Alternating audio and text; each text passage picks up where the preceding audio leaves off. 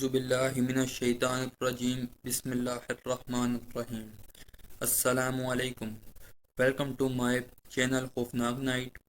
تو امید کرتا ہوں آپ سب خیریت سے ہوں گے، خوش ہوں گے، ٹھیک ہوں گے. سب سے پہلے اگر آپ نے چینل کو سبسکرائب نہیں کیا تو سبسکرائب کریں اور بیل آئیکن ضرور دبائیں. یہ کہانی جو میں آپ کو سنانے جا رہا ہوں یہ میرے بچپن کی کہانی ہے. تو چلیں ویڈیو سٹارٹ کرتے ہیں. یہ کہانی میری آپ بیتی ہے. میرا نام عبداللہ ہے. میں قصور کا رہنے والا ہوں. میں جب 5 سال کا تھا تو میں گھر کے قریب گراؤنڈ میں کھیلا کرتا تھا. وہ گراؤنڈ ویران تھا. کافی عرصے سے تو میرے دوستوں نے اور میں نے مل کر اس گراؤنڈ کو صحیح کیا اور ہم وہاں کرکٹ کھیلا کرتے تھے. تو ایک دن جب میں کھیل کے آیا تو ٹھیک مغرب کے بعد مجھے ڈر لگنا شروع ہو گیا. حالانکہ میں کبھی ڈرا نہیں تھا. تو میں نے اپنی والدہ کو بتایا تو انہوں نے مجھے قریبی مسجد سے دم کروایا. میں بہتر ہو گیا. دن ایسے ہی گزرتے گئے. وہاں روزانہ کھیلنے جاتا تھا. پھر کچھ دنوں بعد میرے جسم میں درد ہونا شروع ہو گیا. میری ہڈیاں بہت درد کرتی تھی. پھر مجھے ڈاکٹر کے پاس لے گئے. وہاں میرے ٹیسٹ ہوئے. رپورٹ میں کچھ بھی نہ آیا. ڈاکٹر نے دوائیاں دی لیکن اس سے کوئی فرق نہ پڑا. پھر مجھے محسوس ہونے لگا کہ کوئی میرے پیچھے کھڑا ہے. جب میں پیچھے دیکھتا تو وہاں کچھ بھی نہ ہوتا. ایک دن میں سویا ہوا تھا. رات کے تقریباً 12 بجے کا ٹائم تھا. گرمیوں کے دن تھے. میرے ساتھ چارپائی پر والدہ صاحبہ لیٹی ہوئی تھی اور پیچھے کی طرف میری بھابھی لیٹی ہوئی تھی. میں نے اوپر کی طرف دیکھا تو مجھے میری بھابھی کی شکل میں ایک عورت دکھائی دی. وہ مجھے ہی گھور رہی تھی. تو میں نے اس کو دیکھتا رہا. میں نے سوچا کہ بھابھی تو لیٹی تھی پھر اوپر کیا کرنے گئی ہیں. یہ خیال آتے ہی میں اٹھ کے بیٹھ گیا تو وہ عورت اچانک پیچھے ہو گئی. میں نے دیکھا تو بھابھی وہیں لیٹی ہوئی تھی. میرے اندر خوف کی لہر دوڑ گئی. پھر ساری رات میں نے ڈر کے گزاری. صبح کو پھر میں نے والدہ صاحبہ کو سب کچھ بتایا تو انہوں نے پھر قریبی مسجد سے دم کروایا. تو جب دم کروایا پھر مجھے اسی طرح میں ٹھیک ہو گیا. پھر چند دن کے بعد رات کے تقریباً 8 بجے ہوں گے. سردیوں کی رات تھی اور ٹھنڈ بہت زیادہ تھی. تو میں کام کے لیے گھر سے باہر نکلا.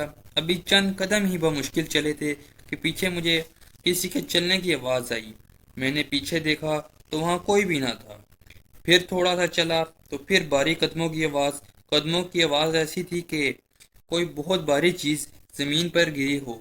میں نے پھر پیچھے دیکھا تو کوئی نہ تھا. پھر میرے دل میں خوف پیدا ہونے لگا. میں نے آیت الکرسی کا ورد شروع کر دیا اور قدموں کی آواز آنا بند ہو گئی. عید الفطر کا دن تھا تو ہم نماز عید کی تیاری کر رہے تھے تو کسی نے دروازہ کھٹکھٹایا. میں گیا تو ایک ملنگ بابا ٹھہرے تھے. میں نے ان کو پیسے دیے تو انہوں نے کہا مجھے چائے پینے کا دل کر رہا ہے. میں پیسے نہیں لیتا. اس ملنگ بابا کو میں نے کبھی نہیں دیکھا تھا. خیر میں چائے لے کر آ گیا. اس بابے نے مجھے میری باتیں بتانا شروع کر دی. وہ چائے کا گھونٹ پیتا پھر میری بات کرتا. آخر میں جب اس بابا نے چائے پی لی تو اس نے کہا بیٹا دنیا زور لگائے گی تجھے ذلیل کرنے کے لیے پر کچھ نہ کر سکے گی. مجھے کہا جا پیالہ دیا. میں پیالہ دے کر واپس آیا. وہاں کوئی بھی نہ تھا.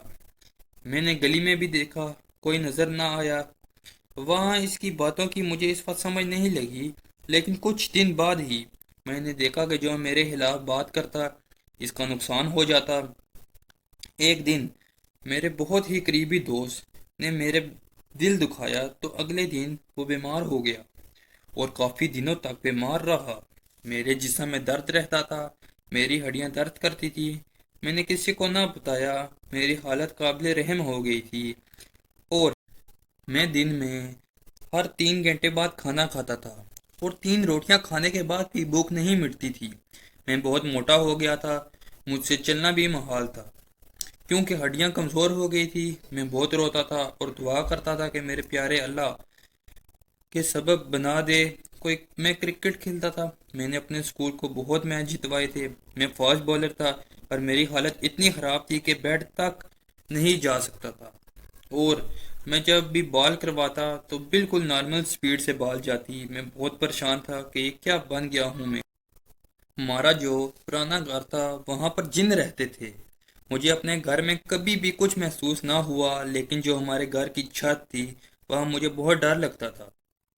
میں چھت پر جانے سے بھی ڈرتا تھا اور مجھے وہاں پر خوف بھی بہت آتا تھا۔ مطلب ہمارے گھر کی چھت پر رہتے تھے جن۔ پھر ہم لوگوں نے کرائے کا مکان لیا۔ وہ گھر ذرا ویرانے میں تھا، وہاں پر 2 3 گھر تھے اور ہمارے مکان بن رہے تھے، اس لیے ہمیں وہاں پر رہنا تھا اور پرانا مکان ہم نے بنوانا تھا۔ ایک دن صبح کا وقت واش روم جانے کے لیے کمرے کا دروازہ کھولا تو میں نے آدھا نیند میں تھا میں اور آدھا جاگ رہا تھا، تو سامنے ہی کیکر کا درخت تھا۔ میرے نظر اچانک اس درخت پر گئی، مجھے وہاں پر 2 سائے دکھائی دیے۔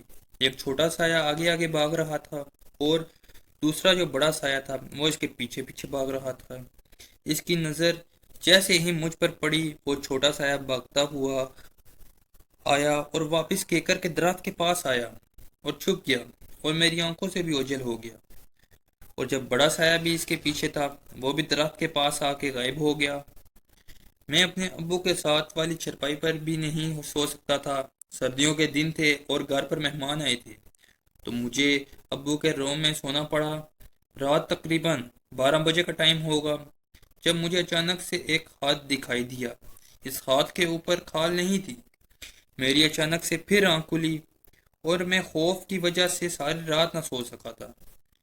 میرے ابو جان کو بھی جن تھے، پر ان کو کبھی کچھ نہ ہوا اور نہ ان کو کچھ کہتے تھے نہ تنگ کرتے تھے۔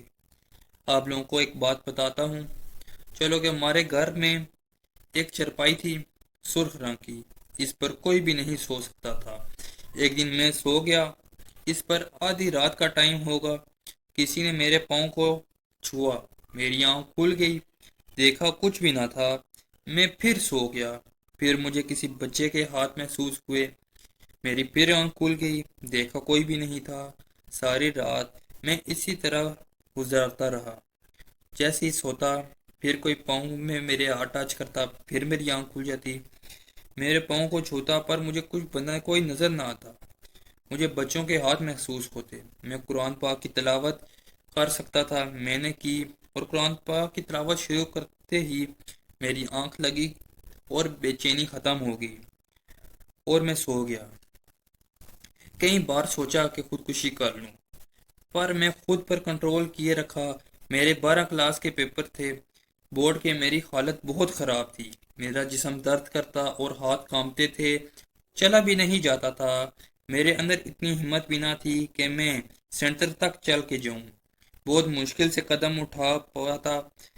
پھر ایک دن ابو کسی عامل کو لے کے آئے، انہوں نے میرے ماتھے پر ہاتھ رکھا، ایک چھڑی منگوائی، چھڑی انہوں نے اپنے ہاتھ میں پکڑ لی۔ میں نے سوچا آج میری خیر نہیں، پھر انہوں نے عمل شروع کیا اور میں ان کا عمل سنتا رہا، میں ڈرا ہوا تھا۔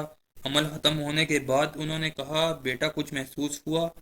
میں نے کہا ہاں بس ہلکا سا درد ہوا۔ تو انہوں نے کہا کہ اس بچے کو کچھ نہیں ہے، آپ کے گھر میں ہے جو بھی ہے۔ خیر وہ مطمئن نہیں کر سکا۔ پھر ایک دن قاری صداقت صاحب ہمارے گھر ملنے آئے تو بھائی نے ان کو بتایا، تو انہوں نے کہا یہ 2 3 دن بعد بتاؤں گا۔ پھر انہوں نے حساب کیا اور بتایا کہ اس کے ساتھ جنات ہیں، 3 جن اور 4 جنیاں ہیں۔ انہوں نے پھر میرا علاج شروع کیا اور میں پیپر میں پڑا ہوا پانی لے کے جاتا، جب میرے ہاتھ اور ٹانگیں کانپتی تو میں وہ پانی پی لیتا اور سکون آ جاتا۔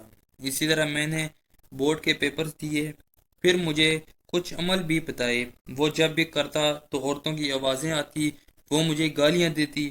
انہوں نے چوڑیاں بھی کہیں، میری جیب سے پیسے گم ہو جاتے۔ ایک دفعہ میں نے قمیض اتاری اور پانی پینے گیا، واپس آیا تو جیب میں سے 2000 غائب تھے۔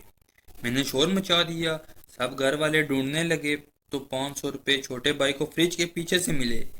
ہمارے گھر کی چیزیں گم ہو جاتی تو سب مجھے کہتے، میں وظیفہ شروع کرتا تو سب کو کہاں پورے گھر میں ڈھونڈتے تو وہ چیز مل جاتی تھی، پر کسی اور جگہ سے چیز گم ہو جاتی، میں وظیفے کے ذریعے واپس لے آتا۔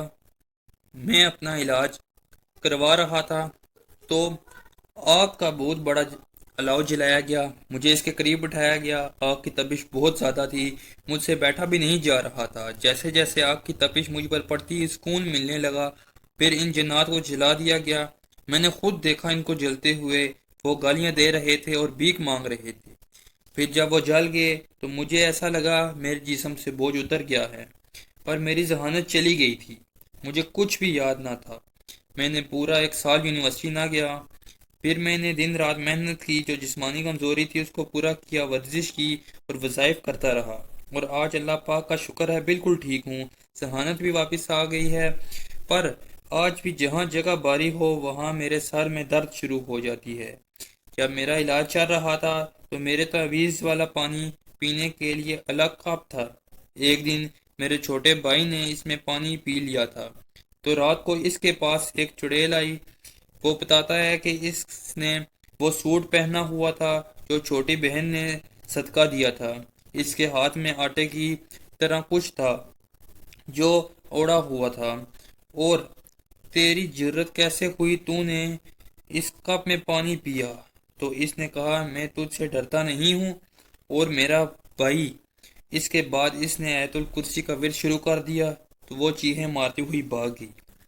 تو مجھے امید ہے کہ آپ کو یہ کہانی پسند آئی ہوگی، بہت انٹرسٹنگ اور بہت مزے کی کہانی ہے۔ تو چلیں نیکسٹ ویڈیو میں ملتے ہیں۔ اللہ حافظ، اپنا بھی خیال رکھیں اور ہمیں دعاؤں میں ضرور یاد رکھیں۔